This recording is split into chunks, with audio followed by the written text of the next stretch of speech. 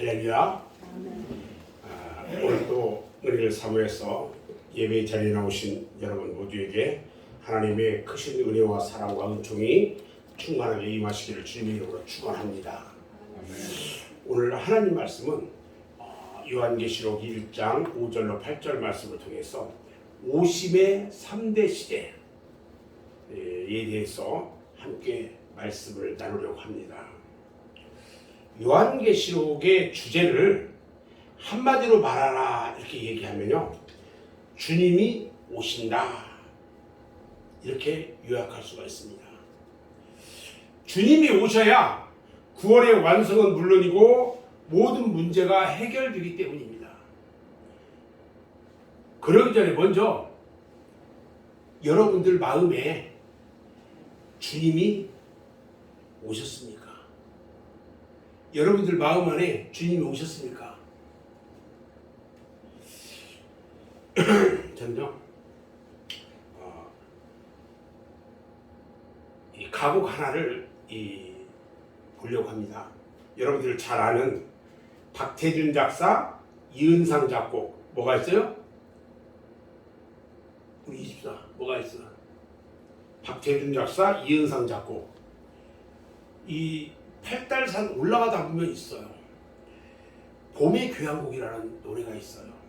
이 가곡은 참으로 많이 불려졌어요. 1절만 제가 소개한다면, 봄의 교향악이 울려 퍼지는 청라 언덕 위에 백합필자, 그러니까 봄의 교향악이 울려 퍼지는 청라 언덕 위에 백합필 쪽에 나는 흰날이 꽃 향내 맡으며 너를 위해 노래 부른다. 청라 언덕과 같은 내 맘에 백합 같은 내 동무여, 내가 내게서 기어날 쪽에 모든 슬픔이 사라진다. 잘했죠? 저는 이 가곡을 오래전부터 이제 이 생각을 하고 있었어요. 그리고 이 가곡이요, 단순한 봄의 노래라고 저는 생각하지 않아요. 왜냐하면요, 작사 작곡한 이 박태준 선생님이나 이은상 선생님이 대구 청라 언덕에 있는 교회의 지도자들이에요, 이분들이. 그리고 여기서 봄의 교향악이라고 하는데, 봄은요 바로 예수 그리스도를 은유한 것이라는 거예요. 이게 주님이 우리 안에서 피어날 때에 우리의 마음은 온통 봄동산으로 변한다는 거예요. 그런 가곡이에요. 이게 새롭게 들리죠? 청라 언덕 위에 있는 그 교회 지도자들, 그들이 너무나 아름다운 시로 우리 하나님을, 이 봄을 찬양한 거야. 마음에 새겨진 겨자씨만한 믿음이 있을지라도 그게 점점 자라면 새가 깃들일 만큼 크게 되는 것처럼, 성령으로 우리에게 임하시고 또 장차 온전히 임하실 때 우리의 몸과 마음은 온통 하나님 나라가 되고 마는 것입니다. 아멘.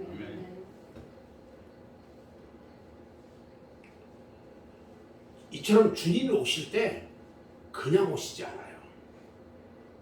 주님 자신이 우리에게 가장 큰 선물이지만 또 온갖 아름답고 온전한 다른 선물을 가지고 우리에게 오신다는 거예요. 베드로전서 1장 13절 말씀을 잠깐 보겠습니다. 찾기 저기니까 제가 이거 찾아가면서 베드로전서 1장 13절 말씀을 보면,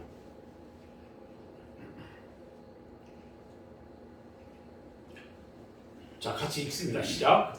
그러므로 너희 마음의 허리를 동이고 근신하여 예수 그리스도께서 나타나실 때에 너희에게 가져다 주실 은혜를 온전히 바랄지어다. 자, 그런데요, 허리를 동이고 근신하면서 그리스도께서 나타나실 것을 우리가 기다리는데 어떻게 기다리냐? 우리에게 가져다 줄 은혜를 바라면서 기다린다는 거예요.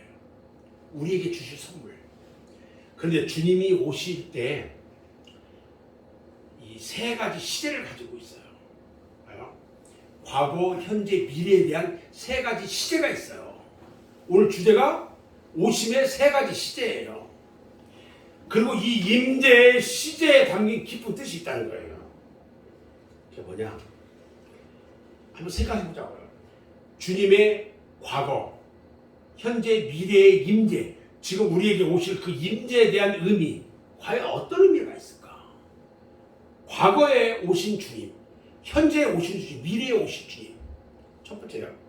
주님의 임재는요, 주님의 임재가 오는 현재, 주님의 임재가 지금 오고 있는 현재는요, 은혜와 평강의 시제를 가지고 있어요. 오늘 1장 5절 말씀에 보니까 계시록 1장 5절에 보니까 또 충성된 증인으로 죽은 자들 가운데서 먼저 나시고 땅의 임금으로 머리가 되신 예수 그리스도로 말미암아. 자,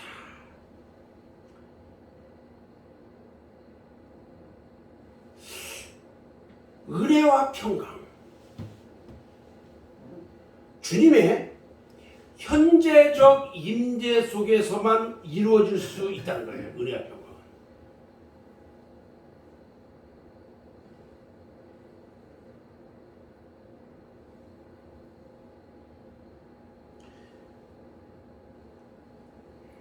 과거에 풍성하게 있던 것들이, 잘 생각해봐요, 오늘날 풍성하게 될 수도 있고 될 수도 없어요.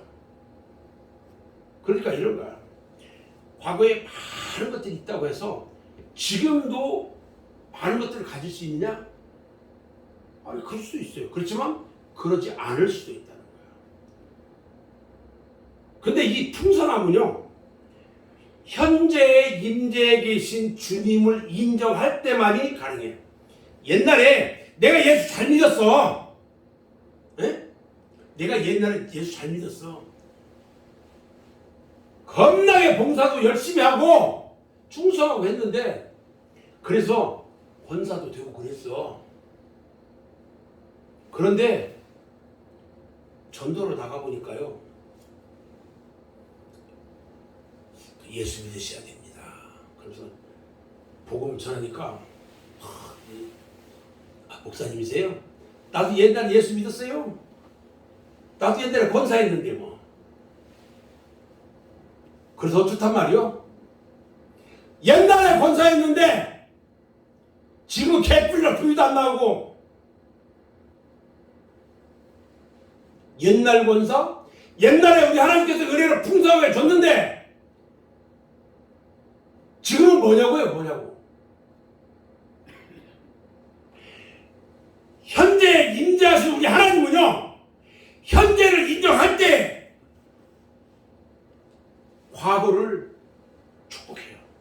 아멘? 잘하셔야 돼요. 과거에 잘했는데 지금도 잘하면 우리 하나님은 과거도 인정하고 지금도 인정해요. 우리 부활하신 예수님께서요, 제자들에게 찾아오셨어요. 그리고 3번이나 평강의 축복을 했어요. 잘하셔야 돼요. 제자들에게 찾아와서 3번 축복했는데, 요한복음 20장 19절에 찾아볼게요. 요한복음 20장 19절에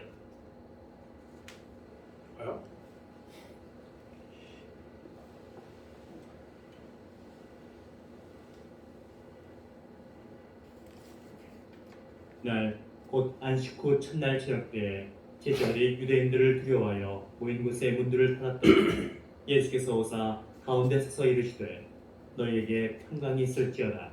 자, 너희들에게 평강이 혹시라도 이 로마 군병대 찾아가지고 자기들 잡을까 봐요. 제자들이 문 다 걸어 잠그고요. 밖에 나가질 않았어요. 그런데 거기에 누가 찾아왔어요? 예수님이 찾아왔어. 그리고 너희에게 평강이 있을지어다. 그러면서 축복했어요. 그런데요, 21절하고 26절에 보니까 바로 넘어가는 것은 모르겠어요. 이 말씀을 하시고 21절을 좀 볼게요. 또 제자들이 주를 보고 기뻐하더라. 예수께서 또 이르시되 너희에게 평강이 있을지어다. 자, 아버지 두 번째 또 평강이 있을지어다. 또 축복했죠. 자, 26절을 가볼게요.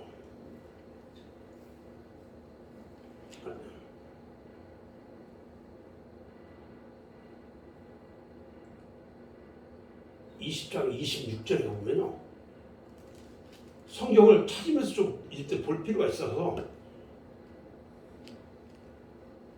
여드레를 지나서 제자들이 다시 집안에 있을 때 또 여드레를 8일 또 지났어요. 문들이 닫혔는데 예수께서 오사 가운데 서서 이르시되 너희에게 평강이 있을지어다 하시고 또 자, 너희에게 이르시되 우리 주님께서요, 제자들이 지금 세상이 두려워가지고 숨어 있는데 3번씩이나 와가지고 3번씩 다 어떤 축복했어요?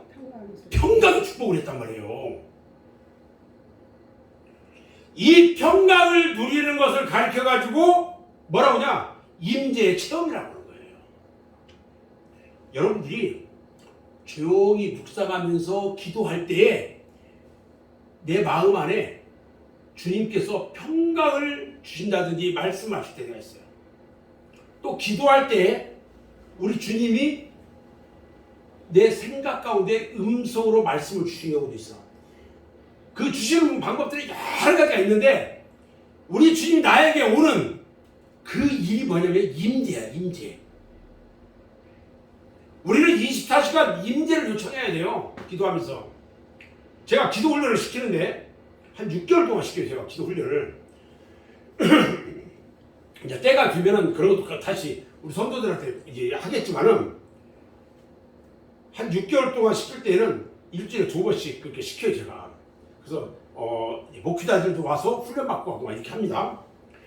임재는요, 내가 이 주님이 나에게 나와 함께하고 있는 그 시간, 임재의 시간이 24시간이 돼야 돼요. 그런데 사람들은 기도할 때만 주님이 나한테 와달라고 그런 기도를 해. 그리고 평상시에는 주님이 같이 있질 않아. 안 돼요. 24시간을 요청해. 임재 요청을 해야 돼요. 임재 요청하면 항상 주님 나와 함께 하셔요. 그것은 이제 다시 한번 제가 때가 되면 이제 가르쳐 드릴게요. 이렇게 임재 체험이야말로 보통 엑스타시라고 하죠. 엑스타시와 비교할 수 없는 행복한 경험이 된다는 거예요.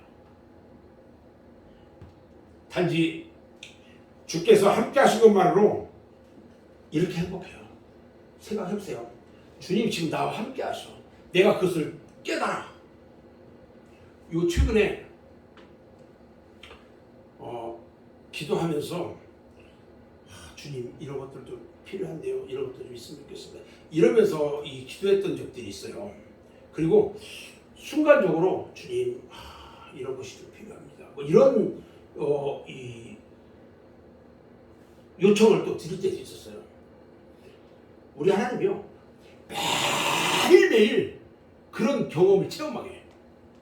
근데 그런 것들이 100%다 이루어지더라고요. 다 이루어지더라고요. 왜? 주님과 함께 하니까 주님이 내 마음을 알아. 그러면서 기도하는 대로 그대로 다 이루어주시는 거야.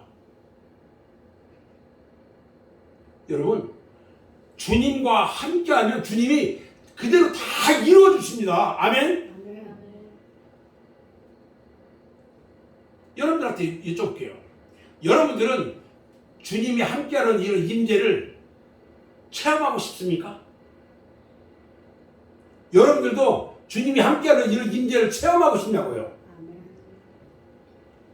우리 권사님만 저기 체험하고 싶은 거야. 여기 계신 분들 체험하고 싶지 않아요? 지금 현재 나와 함께하는 그 주님을 믿으면 체험할 수 있어요. 지금 나와 우리 주님이 함께하고 있다는 것을 믿기만 하면 체험할 수가 있다는 겁니다. 아멘. 그리스도를 믿는 성도에게는요, 주님이 임재해 계셔요. 그런데 이 사실을 모른다든지 그렇다면 알아도 무관심하다든지 하면 임재 체험을 할 수 없어요. 나타나지 않아요. 기도? 다른 사람한테 하는 거죠. 그래서 주님이 나와 함께 하심을 믿어야 돼요. 24시간 주님이 나와 함께 해야 돼요. 아멘? 아멘. 그러면요, 내가 임재 체험을 할 수 있어요. 그런데 주님은요, 우리에게요, 세상 끝날까지 함께 하시겠다고 했어요. 요한복음 14장 16절 17절 제가 볼게요. 잘 봐요. 요한복음 14장 그 다음에 16절 17절 보세요. 내가 아버지께 구하겠으니 그가 또 다른 보혜사를 너에게 주사 영원토록 너희와 함께 있게 하리니 그는 진리의 영이라. 세상은 능히 그를 받지 못하나니 이는 그를 보지도 못하고 알지도 못함이라. 그러나 너희는 그를 아나니 그는 너희와 함께 거하시며 또 너희 속에 계시겠습니다. 내가 너희를 고아와 같이 버려두지 17절까지 내가 영원토록 너희와 함께 하시겠다. 이 말은요, 이것은 여러분 임마누엘이 뭐예요?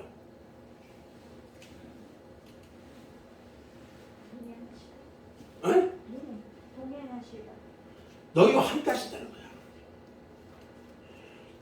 영원토록 너희와 함께 하시겠다는 이 임마누엘 자체가요, 성경의 절대적인 진리라는 거예요. 아멘? 아멘. 너희와 함께 하겠다는 거야. 언제? 영원토록. 이게 진리예요, 진리. 이러한 임재의식을 가지고 주님을 대해야 된다는 거예요. 함께 하신다는 의식을 가지고 지금 눈에는 보이지 않아. 손으로 만질 수도 없어. 그런데 보이는 분을 대하듯이 또 대화하듯이 여러분, 우리 주님 지금 보여요, 안 보여요? 안 보이죠? 안 보여요. 만질 수 없잖아요.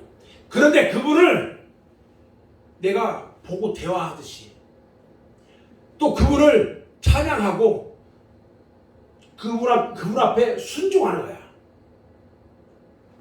그런 삶을 살아야 된다는 거예요. 그런 삶을.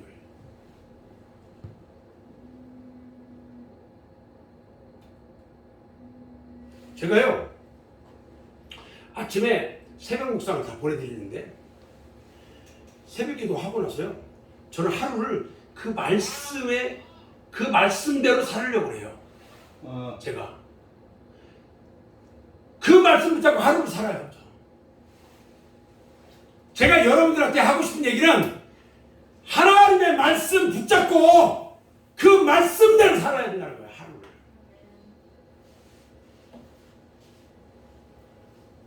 그때 주님은요, 당신을 우리에게 나타내요. 당신을 우리에게 나타내. 그때 그 느낌이라는 것은요, 상상할 수 없는 은혜와 평강이에요. 그게 놀랍습니다. 우리는요, 다시 오실 예수님을 사모하는 것도 좋은데 먼저 현재의 영으로 와 계신 예수님, 성령으로 와 계신 그 예수님을 인정해야 돼요. 말로는 예수 믿는다고 하고 하는데 실제 내 삶에서 예수님을 인정한 적은 한 번도 없어. 겉으로는 예수 믿는데 예수를 내 안에 완전히 예수를 믿지 성령으로 인정하지 않는단 말이에요. 그러나 영으로 와 계신 예수님을 내가 인정하고 감사하고 기뻐하면, 그리고 그분과 동거하고 동행하면 우리 하나님이 임재하더라고요. 내 안에서. 그것도 알지 못하면서 과거의 은혜를 맛봤던 사람들, 과거에 나도 기도도 많이 했고 성경도 많이 받고 뭐 기도원도 많이 갔고 얘기도 많이 들었고 어쩌고 저쩌고 그러면서 그 은혜를 찾기를 원해. 헤매고 다녀. 그런 사람들이 대부분 어떤 사람들이냐, 기도원 쫓아다니는 사람들, 부흥 집회마다 쫓아다녀. 부흥 집회마다 쫓아다녀요, 그런 사람들이. 그리고 이곳 집회 가가지고 우리 주님을 내가 만나야 되는데 못 만났어. 그럼 또 이쪽 집회 또 가. 거기에 뭐가 있나? 그 저기에서는 뭐 무슨 집회한다, 은사 집회한다, 여기는 무슨 축복 집회한다, 무슨 집회. 그런데 쫓아다녀. 그런데 그분이 만나주질 않아. 그러면 왜 집회마다 거기 주님 계셔야 되는데 주님이 안 계실까? 왜 나한테 주님이 안 오실까? 그래서 절망을 해. 제가요, 다니면서 집회도 하고 다니는 사람이에요. 전에는요, 목요일마다 은사 집회 했어요. 은사 집회. 지금 안 해요, 내가. 그리고 집회하는데 쫓아다니지 않아요, 저는. 지금. 그런데 제가 꼭 해야 하는 건 하나 있어요. 우리 성도들을 위해서는 이 안에서는 내가 해. 우리 성도들을 위해서는. 밖에 와서 집회해달라고 말씀해달라고 이번 달에도 한 2군데서 전화 왔어요. 사실 사순절 기간 갈 수도 없고 우리 여기 일 바빠서 못 갑니다. 다 노예죠.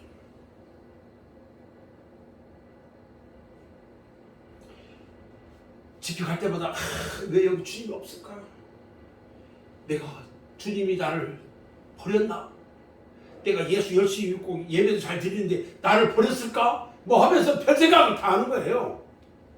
그리고 울고 불고 하면서 주님 저에게 좀 찾아와 주세요. 주님 나를 버리지 마세요. 주님 은혜 좀 주세요.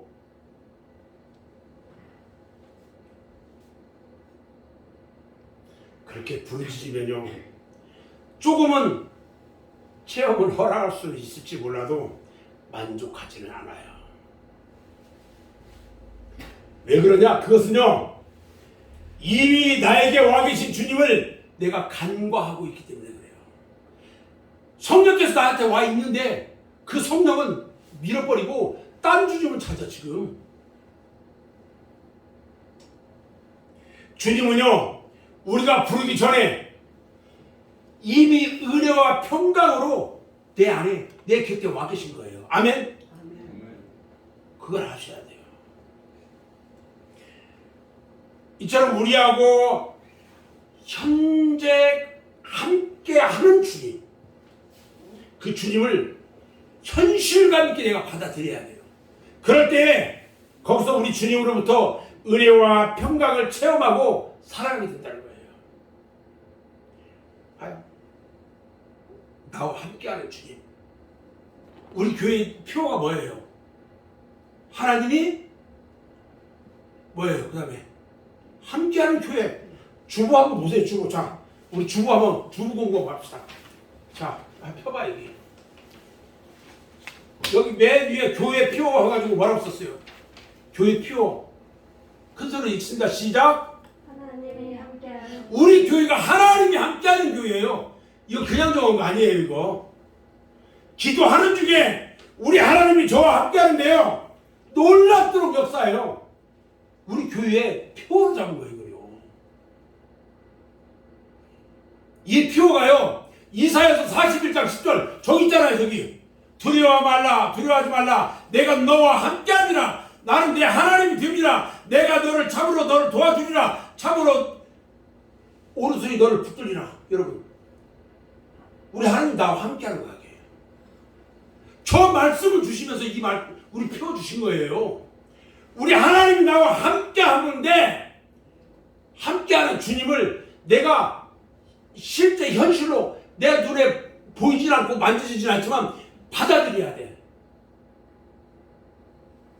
그러면 우리 하나님이 나에게 은혜와 평강을 주신다는 거예요. 아멘. 아멘. 아멘. 정말 그런 것들이 중요해요. 믿음 생활하면서요. 요한계시록이요. 오늘부터 저기 그 1장 1절부터 8절까지 오늘 읽은 그 8절까지가요. 이 요한계시록의 서두에 서두. 표제. 다음 주부터는 뭐 어마무시한 것들이 막 움직이고 해요, 이제. 여러분, 나와 함께하는 주님, 그 주님을 온전히 인정하시기 바랍니다. 아멘.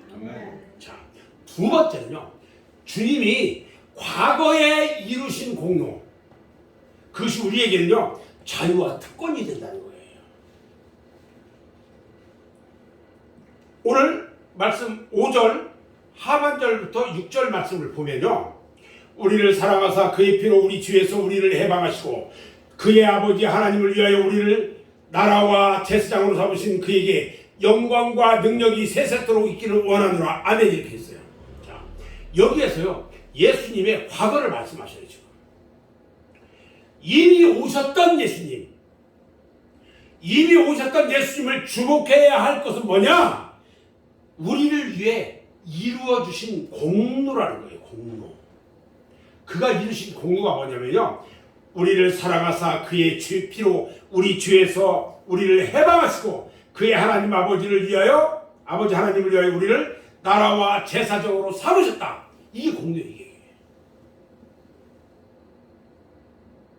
그런데 우리가 기억해야 할 것은 이런 것들이, 이것이 이미 이루어진 사실이라는 거야. 이미 과거에 이미 이루어진 사실이라는 거야. 과거에. 로마서 5장 8절 9절만 봅니다. 재밌어요. 로마서 5장 8절 9절을 보면 같이 읽습니다. 시작. 우리가 아직 죄인 되었을 때 그리스도께서 우리를 위하여 죽으심으로 하나님께서 우리에 대한 자기의 사랑을 증하셨느니라. 그러면 이제 우리가 그의 피로 말미암아 의롭다 하심을 받았으니 더욱 그로 말미암아 진노하심에서 구원을 받을 것이니. 자, 여기까지. 하나님께서 우리에 대한 자기의 사랑을 어떻게 했다고요? 확증했다고 했어요. 이처럼요, 예수님의 공로로 우리가 태어나기도 전에 우리를 죄에서 해방시켜줬어요. 그것은요, 우리가 믿음으로 받아들였기 때문에 용서함을 받은 거예요. 우리가 믿음으로 예수 그리스도께서 이 땅에 오셔서 나의 죄를 위해서 십자가에 달려 돌아가시고 계속해 주심으로 나의 죄가 깨끗하게 사했다는 것을 믿음으로, 그래서 용서함을 받은 거예요.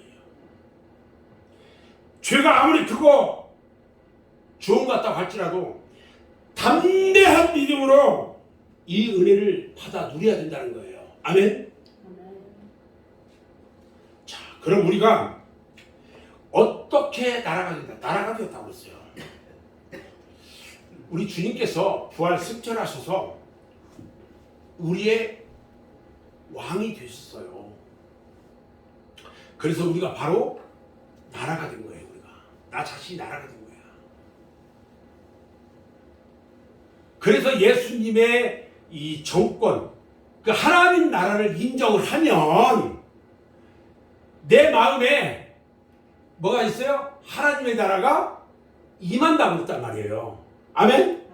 이해가 돼요? 이해가 돼요? 아멘? 이해가 안 돼요?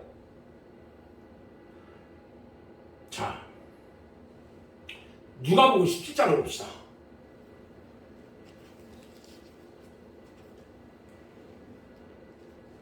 누가복음 17장 20절 21절을 봅니다.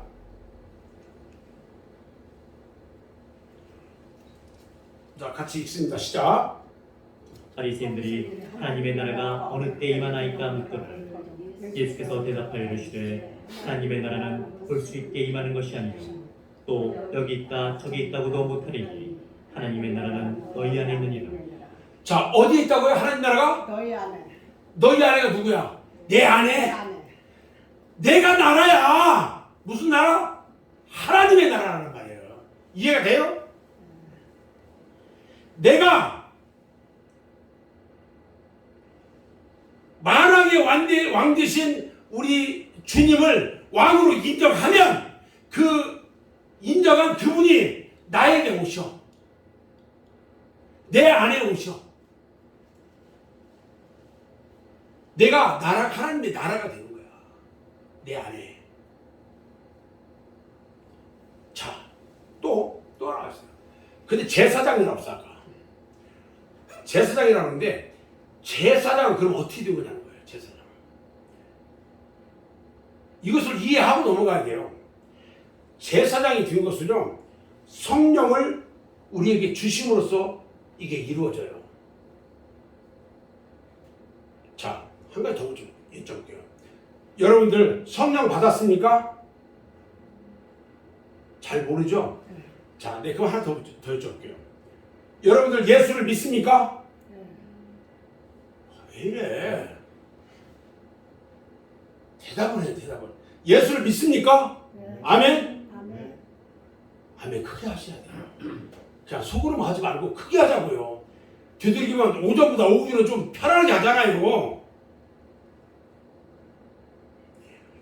내가 예수를 믿으면, 내가 믿고 그 말씀을 믿으면, 믿는 그 마음 안으로 성령께서 함께 역사해요. 성령이 나에게 오시는 거예요. 여러분 안에 내가 주일이니까 교회 가야지. 이것은 내 생각이에요? 성령의 생각이에요? 성령께서 하시는 거예요, 이게. 아멘? 아멘. 여러분이 여기서 아멘을 하는 것도 성령께서 하게 하시는 거예요. 아멘? 아멘. 내가 하는 게 아니야. 여러분들이 뭐가 잘났다고 여러분들. 성령께서 하시는 거예요. 성령께서. 믿음이 굉장히 중요한 거예요. 스가랴서 12장 10절에 보면요. 잘 봐요. 스가랴서 12장 10절에 보면요. 뭐라고 말씀하시나 볼까요? 내가 다윗의 집과 예루살렘 주민에게 은총과 간구하는 심령을 부어주리니 부어주리니 그들이 그 찌른 바 그를 바라보고 그를 위하여 애통하기를 독자를 위하여 애통하듯 하며 그를 위하여 통곡하기를 장자를 위하여 통곡하듯 하리로다. 자, 부어준대요. 누구에게?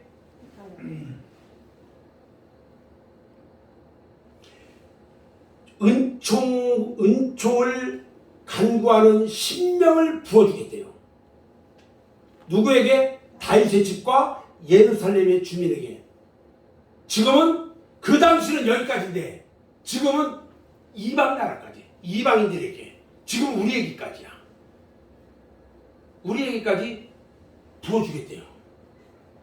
그러니까 예수님이 죽으심으로 우리가 뭘 받았어요? 죄 사함을 받았어요. 그리고 예수님이 승천하셔서 우리의 주가 되시고 그리스도가 되셨어요. 우리는요, 그의 나라가 되고요, 그의 백성이 되었어요. 예수님이요, 성령을 아버지께 받아가지고요, 우리에게 부어주셔요. 그래서 우리는 간구하는 심령을 가진 제사장이 되었단 말이에요. 그 이야기를 하는 거죠. 그래서 항상 이 예수님의 공로를 확신하고 적용하고 그러면 구원의 확신과 양심의 평안과 신령한 직분을 우리에게 주시고 우리는 잘 감당해야 된다는 거예요. 예수님의 공로를 확신하고 적용해라. 그러면 구원의 확신, 양심의 평안, 신령한 직분, 이것을 우리에게 주시기 때문에 잘 감당해야 된다. 이것이 과거에 오신 주님을 잘 믿는 거예요. 이게. 자, 그러면 아까 현재 얘기했죠. 과거에 대한 이야기했죠. 미래에 대한 거. 장차 오실 주님은 이 땅에 놀라운 부흥을 이루어 주신다고 그랬어요. 장차 오실 주님. 언제 오실지 저희는 알 수 없어요. 그러나 앞으로 오실 주님, 재림 예수, 그 주님이 이 땅에 놀라운 부흥을 이루어 주시는데 오늘 7절과 8절 말씀에 그 말씀을 하고 계셔요. 자, 7절, 8절 봅시다. 봅니다. 성경. 오늘 성경. 이걸 여기서 볼까요? 이거 봅시다.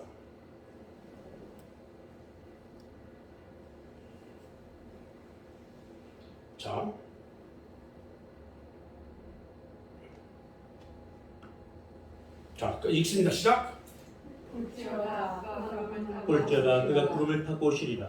각 사람의 눈이 그를 보겠고 그를 찌른 자들도 볼 것이요 땅에 있는 모든 족속이 그로 말미암아 애국하리니 그러하리라. 아멘. 주 하나님이 이르시되 나는 알파와 오메가라. 이제도 있고 전에도 있었고 장차 올 자요 전능한 자라 하시더라. 다시 오실 주님도요, 현재 진행형으로 지금도 오시고 계신 주님하고 장차 온전히 임하실 주님으로 나누어 생각할 수도 있어요. 두 가지 측면을 다 볼 수 있어요. 마치 이런 거예요. 이 말은 기차가 지금 플랫폼으로 들어와요. 들어오는데 들어오고 있는 상태는 뭐예요? 현재 진행형이죠. 현재예요. 그런데 이미 지나가고 있어. 온전히 멈출 때가 있는 것처럼 주님은요, 죄인을 대속하기 위해서 이미 오셨어요. 지금 믿는 자와 함께 하시고요, 또 많은 부흥의 능력으로 영혼을 구원하시고 변화시키면서 오고 계셔요. 그리고 장차 완성을 위하여 온전히 오실 거예요. 그러니까 과거, 현재, 미래 어떻게 보면 동시에 이루어지는 거예요. 이게 지금 동시에 우리가 과거, 현재, 미래는요 멀리 있는 것 같고, 과거는 엄청 멀리 지난 것 같고 미래는 끝도 안 보이는 거고 현재만 생각하죠. 현재는요 가장 짧은 게 현재예요. 지금 우리는 현재를 살고 있지만 지금 이 미래에서 오는 것들이 현재 집에서 다 과거로 같이 가고 있는 거예요. 지금 우리는 현재, 과거, 현재, 미래를 한꺼번에 보는 거예요. 지금. 우리 주님이요, 죄인을 대속하기 위해서 이 세상에 오셨어요. 그리고 영혼을 구원하시고 변화시키면서 지금 오고 계셔요. 또 그리고 장차 하나님 나라의 완성을 위해서 온전히 오신다는 말이에요. 지금 이 임재의 3대 시대를 우리가 잘 기억해야 돼요. 부흥의 영으로 주님이 오시면요 어떤 일이 일어날까? 부흥의 영으로 우리 주님이 오시면 어떤 일이 일어날까? 여러분 잘 들어요. 부흥의 영으로 우리 주님이 이곳에 오셨어. 여기 어떤 일이 일어날까요? 애곡하고 통곡하는 일이 일어난다고 그랬어요. 지금 주님께서 이 부흥의 현장에 임하시면 많은 사람들이 가슴을 치면서 통곡하고 운단 말이에요.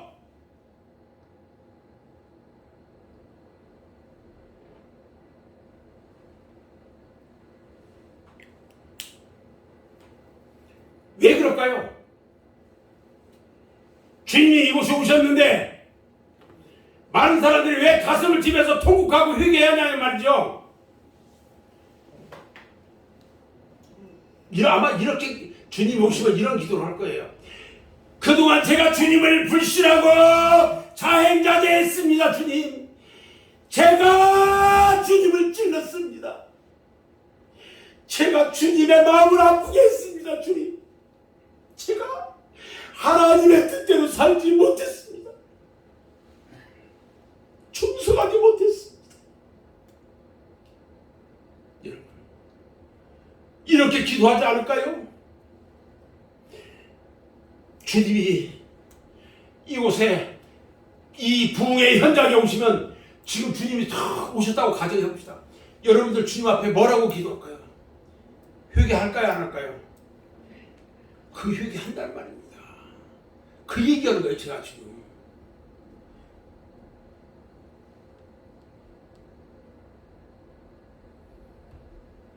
사사기 2장이에요. 여호와의 사자가 길갈에서부터 복임에 이르러 가지고 말씀을 전하는데 사람들이 얼마나 가슴을 치면서 울었던지요. 우는 사람이라는 의미로 그 지역을 복임이라고 이 땅 이름 적어놨어요.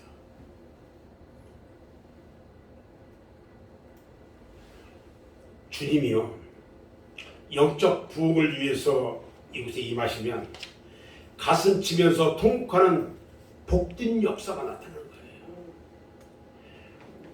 우리 심령의 변화는 주님이 심령으로 더 충만히 임할 때 온다는 거예요. 그리고 이 부흥을 위해서 내가 기도할 때 불신 세계에도 회개의 역사가 넘쳐날 거라는 거예요. 천년왕국이 임할 때 우리는 어떨까? 여러분들은, 저는 요즘 그런 생각들을 해요. 제가 수요일에도 천국과 지옥에 대해서 이야기하면서 잠깐 얘기했는데, 저는 지금도 기도하면서 우리 성도들 한 사람도 빼놓지 않고 다 천국에 가기를 원합니다. 그런데 천국에 못 가고 빠진 사람이 있다. 주님, 그거 어떻게 해야 됩니까? 저는 막 그 생각을 하면요, 막 가슴이 찢어져요. 그런데 성도들은 내 마음 같지가 않아.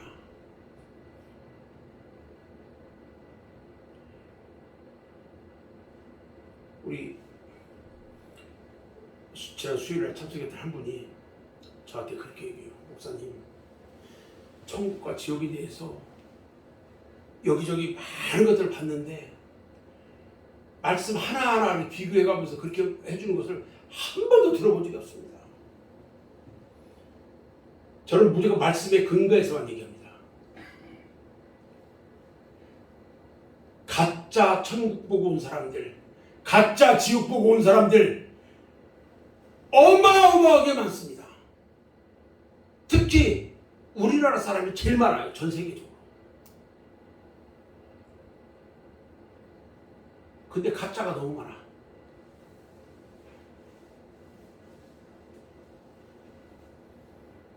수요일날 오셔가지고 들으셔야 돼요. 들어야 제대로 믿는 삶을 살아요. 아멘.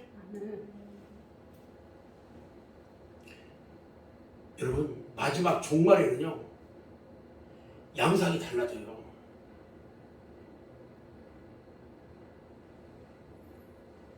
오늘 7절부터요 8절, 방금 읽었던 요한계시록 1장 7절 8절이요 문자 그대로 임할 거예요.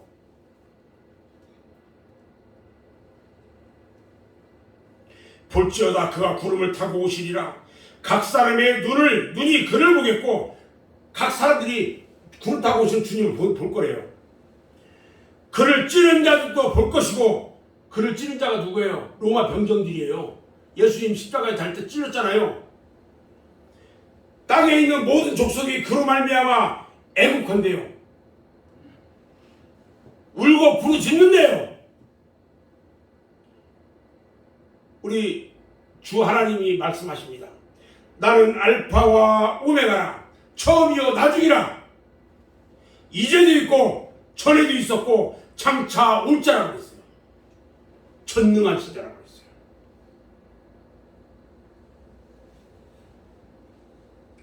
그래서 주님과 원수들이 후회하면서 통곡할 거라고 했어요.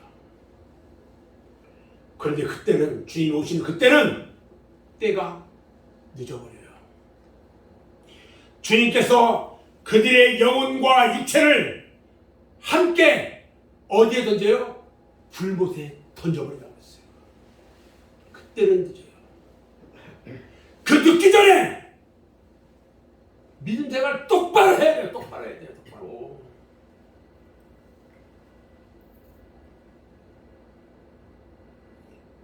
봐요.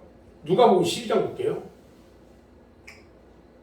누가복음 12장 4절 5절에 보면요. 내가 내 친구 너에게 말하노니 몸을 죽이고 그 후에는 능히 더 못하는 자들을 두려워하지 말라. 마땅히 두려워할 자를 내가 너에게 보이리니 곧 죽인 후에 또한 지옥에 던져넣는 권세 있는 그를 두려워하라. 내가 참으로 너에게 이르노니 그를 어디에 던진다고요? 지옥불에 던지겠대요.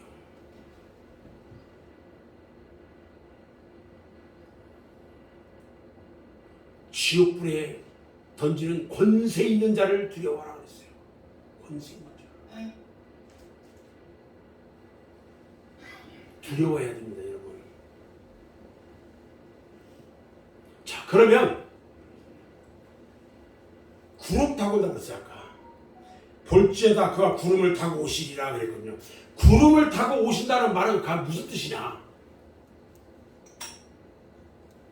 학자들이요, 이 구름을 하나님의 영광의 상징물로 실제적이라고 했어요.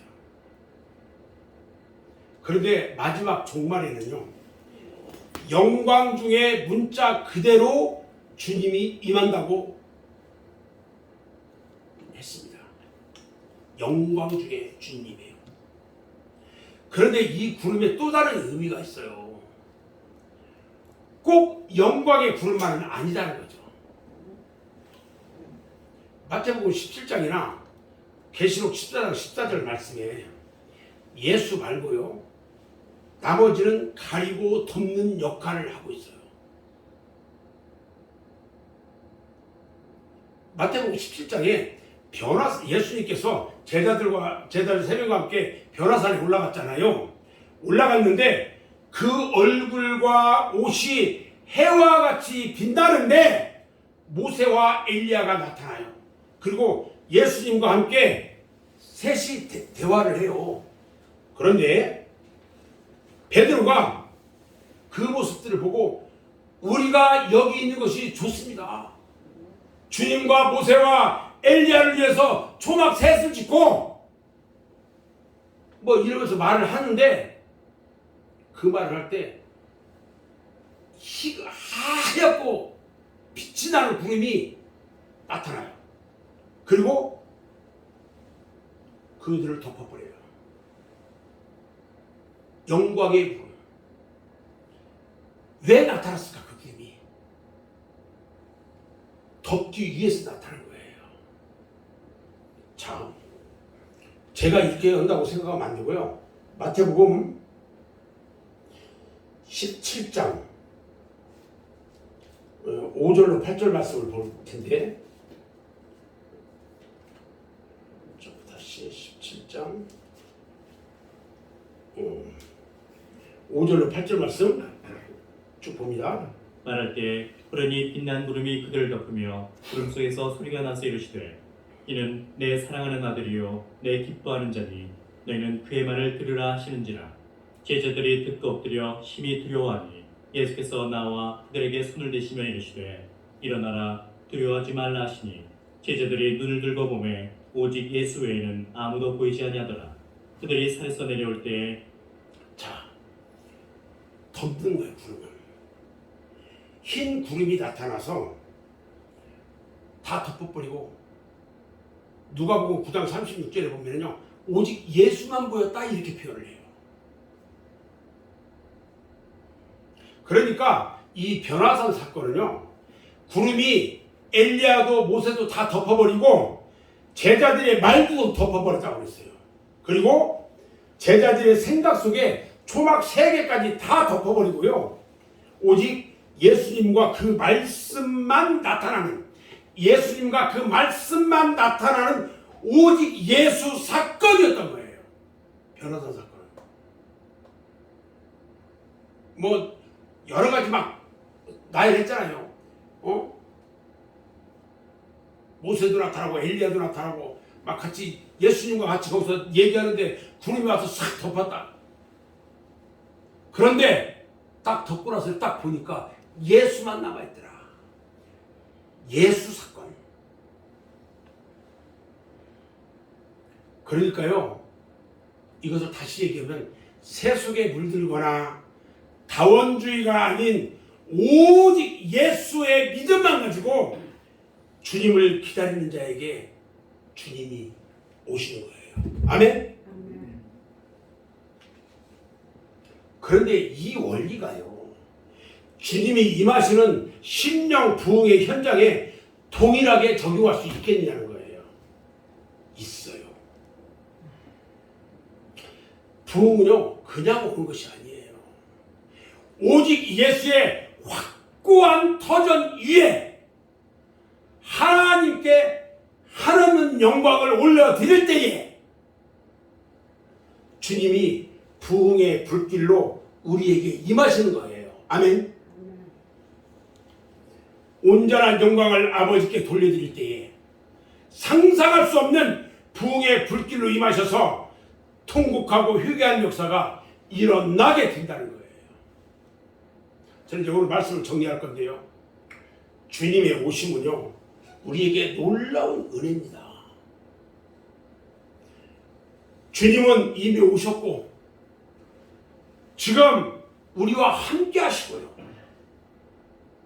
갈망하는 자들에게 오시고 계시고요, 그리고 장차 온전히 오실 거예요. 우리 모두가 주님의 과거, 현재, 미래에 담긴 진리를 깨달아야 돼요. 그리고 오직 예수의 믿음으로 예수님의 공로를 받아들이고 오신 주님을 믿고 동행하고 더욱 부흥의 영으로 임하시기를 갈망하고, 그리고 온전히 오셔서 우리의 육체와 우주까지도 변하게 해주시기를 갈망하는 저와 여러분 모두가 되기를 주님의 이름으로 축원합니다. 기도하겠습니다.